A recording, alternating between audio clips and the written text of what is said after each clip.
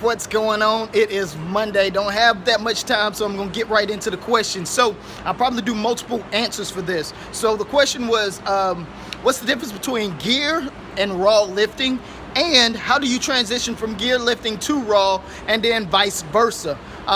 First, you have to understand the history of gear, okay? In the early 2000s, we still had gear that conformed to the body, like the hardcore, the Inzer hardcore.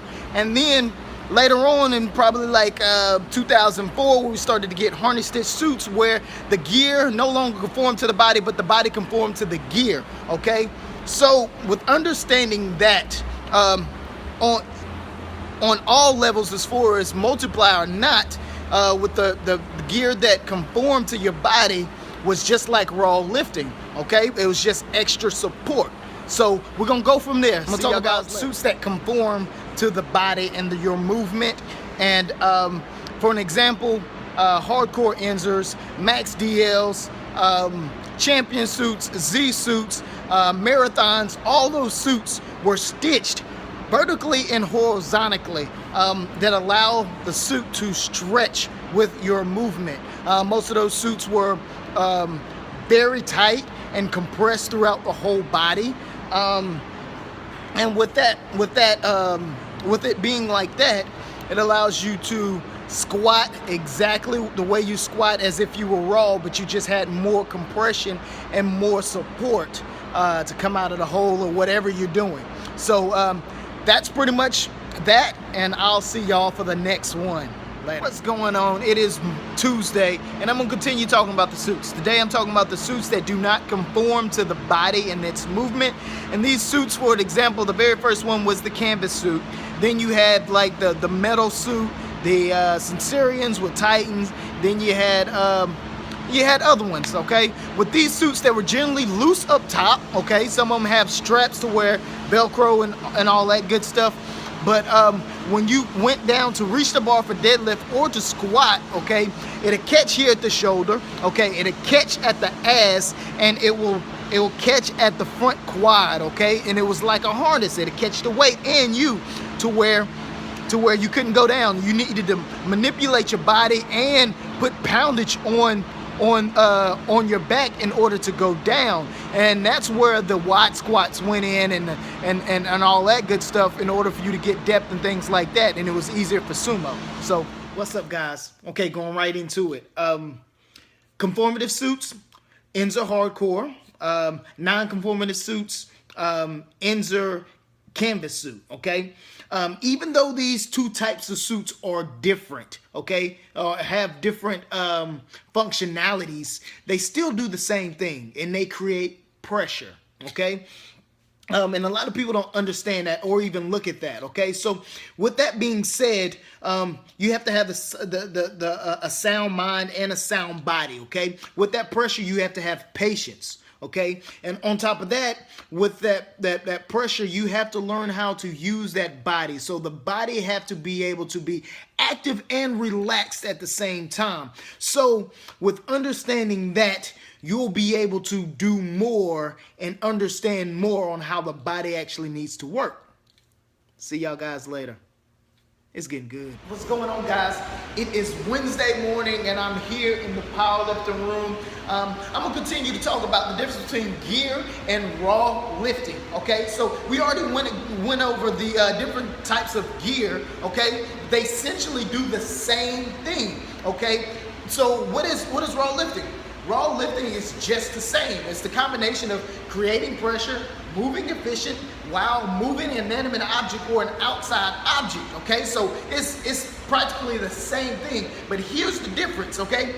In gear, you have an object that creates more pressure, whereas in raw, you need to create that pressure while completing the rest of the tasks. Now, also with the gear, you have to be very, very precise because it has an unforgiving nature. It's either you get the weight or you don't. If you come out of the groove, there's no recovery whatsoever.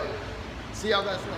What's going on, guys? I'm gonna continue on talking about the difference between gear lifting and raw lifting. Okay, so they're both awesome sports. You cannot compare the two. It's absurd to even try to compare a raw lifter to a gear lifter. Okay, it's two different types of things. So with gear lifting, the perks is the development of the mental capacity. Okay, you're not actually thinking about the weight. Okay, you're actually thinking about how long can I maintain this pressure to do what I have to do. Okay, it's really focusing on and mastering the gear. Okay, now with raw lifting, it's the physical, it's mastering the physical standpoint, the physical ability of your movement. The more precise you are, the stronger you will be and be able to create that pressure. Okay, so it's the physical. You learn how to move your body correctly. So there you go. What's going on, guys? It is Friday and it is raining like hell outside. Real quick, I'm gonna continue on with the series that I've been doing. So how do you transition from raw to gear and gear to raw? Real quick, going from raw to gear, just to tell you this, you have to have a strong mental capacity because you're used to not having that type of pressure. And the way that we train nowadays, we don't create the pressure that we're supposed to create. We just say stay tight, and we're controlling our bodies, where when you control your body, you're not creating pressure, you're just creating stress on your body. So you have to get the understanding of how to be active and relaxed at the same time. So that's the key of transitioning from raw to gear. Later. What's going on? It is Sunday morning and approximately 5:26. I'm gonna go ahead and continue on with the series of gear lifting and raw lifting. So how do you transfer from gear lifting to raw lifting? I believe it's fairly easy because you already have the knowledge and the feel for pressure, and then you have patience. Not only patience from warming up to getting in a suit, but patience of feeling that pressure going down or coming up for the deadlift or squat, whatever. So you need to use that to your advantage because the suit was your outer core. Now that you know what you're supposed to feel, now you have to create that with your core and then really home in on your movements because of your ligaments, your joints and ligaments need to build up just a little bit more. But once that happens and you work on that movement, you in there, baby. All right, I'm back. I didn't talk much about bench, so I'm gonna do it here. But first off, I do not miss bench shirts at all. I mean, you get all the cutting under the arms. You see, I still got cuts from bench shirts. But now, really, the transferring from to gear to raw. With bench shirts, it's still the same, just like the regular suits. You had two different types. One that conformed, one that did not conform. You had the regular bench shirts, and then you had shirts like denim, and then it gets into a little tougher material, harder stitching. But the difference was with the shirts that did not conform was a lot of shoulder movements to touch the chest, and then you coming up with the triceps. That's why it was a lot of triceps work back in the day. That's the biggest difference. Instead of in raw, you always leading with those elbows to go down, and then of course the tricep movements. Later. What's going on, guys? It is Monday morning, and in the words of Ralph Smart, woo, I'm breathing in that good ass prana, baby. So here's the conclusion: the difference between gear lifting and raw lifting. And by my experience, I've been lifting for 17 years, and about 7 years of that I was in gear, and I learned so much from gear.